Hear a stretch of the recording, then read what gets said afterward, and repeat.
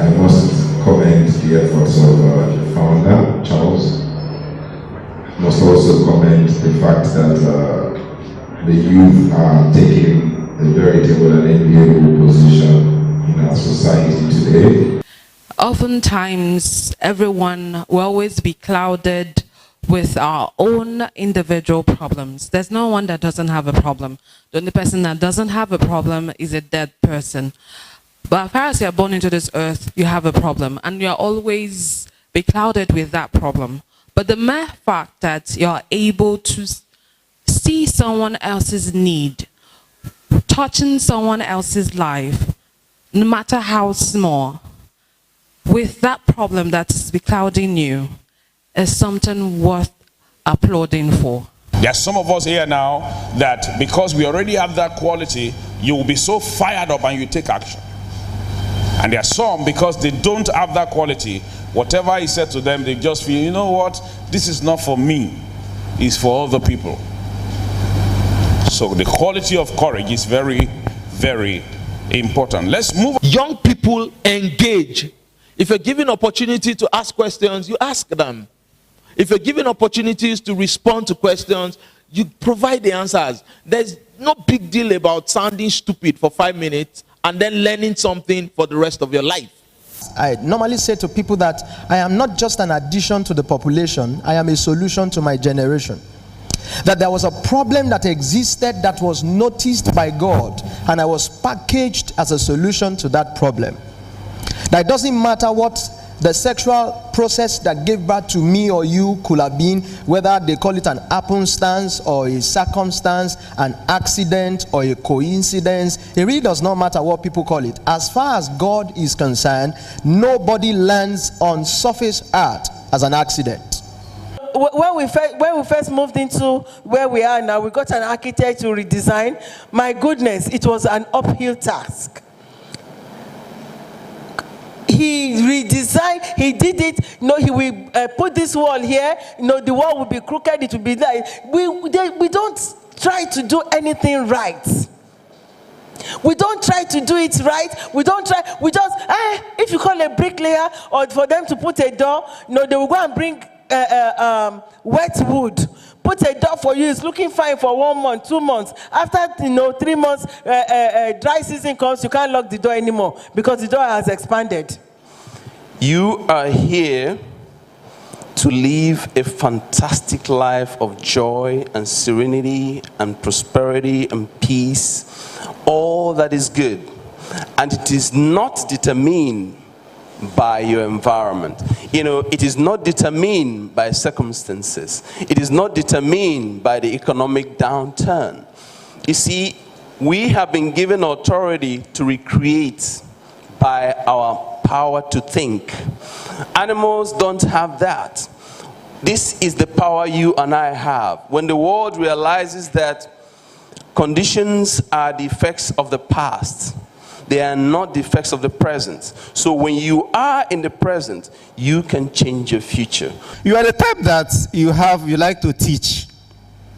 You can make good money from that. Okay, why not you sit down? Let's assume it's mathematics. Sit down, learn how to use the internet properly, and put it on blog. Home lessons. You see people wanting, will be inviting you, come, and how do I go about? Please, my child is having issues. I had a young man who started just that way.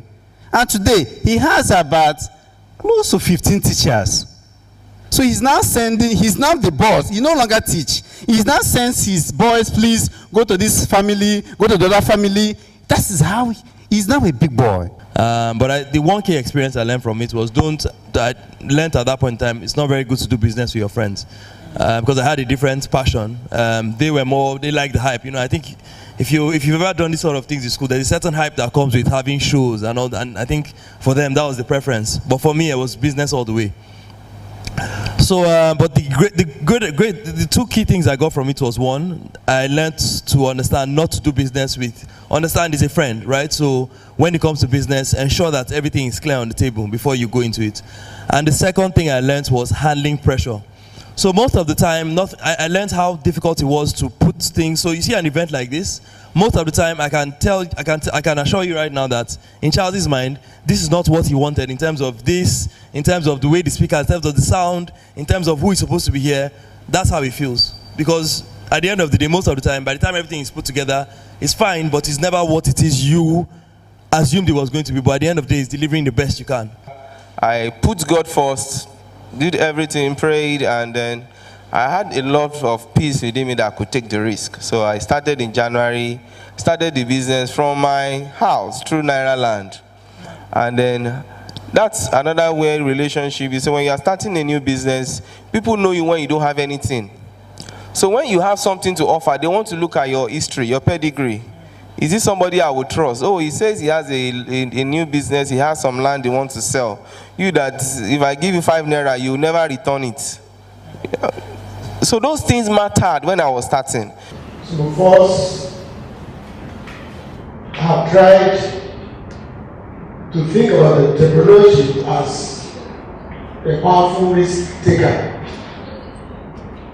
Somebody who really takes risk. And I always tell young men that to grow in life, to be able to do anything in life, you must be ready to take risk. You start taking risk right from your primary school, secondary school, university, or wherever you end up in a bid to further your education. You take different types of risks. Indeed, what do you want to be as an entrepreneur? The simplest one to answer for me is that what areas do you want to exploit?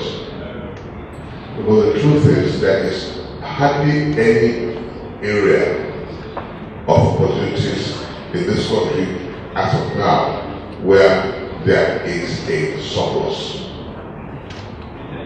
There are not enough doctors. There are not enough lawyers. There are not enough engineers. We all know that, but what we also don't know that there are not enough tailors. There are not enough hairdressers. There is nothing that we have in this country today that is surplus. How about those of us who patronize piracy or encourage piracy? We wonder why the entertainment sector or industry is not thriving today. It's not thriving because you and I are guilty of tearing down that sector. Because the producers of whether movies or music must invest. So they spend a lot of time, money, resources investing in quality production.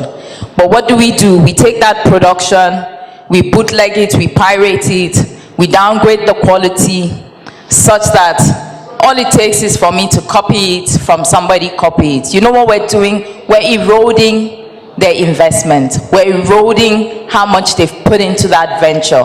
And so you know what happens? They don't have enough money to make a better quality product tomorrow. And we can't export the less than expected quality to any other environment because it's not good for consumption anymore. And so that cycle is perpetuated and it's killing the sector or the industry. You should always leave one level after a while. You shouldn't stay on that level. If you don't stay on one level too long, people will not take you serious. They will just, oh, we know him, we know. But sometimes you need to go extra mile. You need to inconvenience yourself. You need to go through pain to get to that next level. Because only there, that's when people will believe that, oh, it's growing. It's actually serious. I mean,